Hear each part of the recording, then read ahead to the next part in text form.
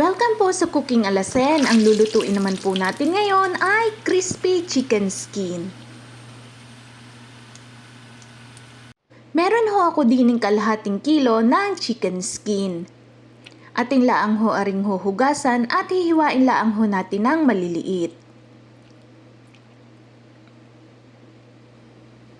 Kapag nahiwa na ho natin ay atin na ho aring titimplahan ng asin at paminta.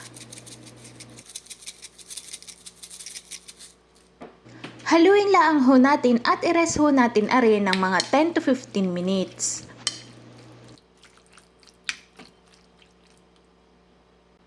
Are naman ho yung gagamitin natin na breading. Maghanda lang ho kayo ng harina at lalagyan laang ho natin are ng paminta at garlic powder.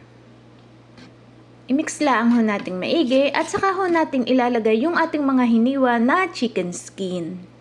Kailangan ho ay ma-coat natin na rin maigi para crispy yung kalalabasan ng ating chicken skin.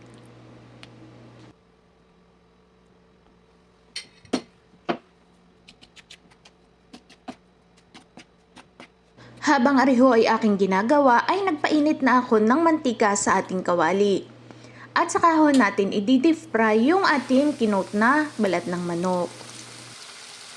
Lutuin lang ho natin ari sa high heat hanggang sa mag-golden brown na yung kanyang kulay.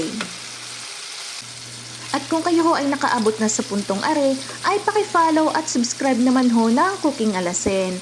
At marami pa akong share sa inyo ng mga budget-friendly na recipe.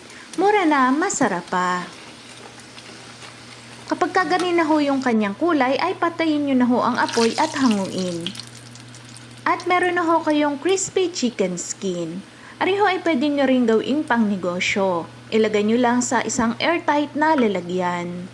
Sana'y may natutunan po kayo sa aking video. Maraming salamat po sa inyong panonood.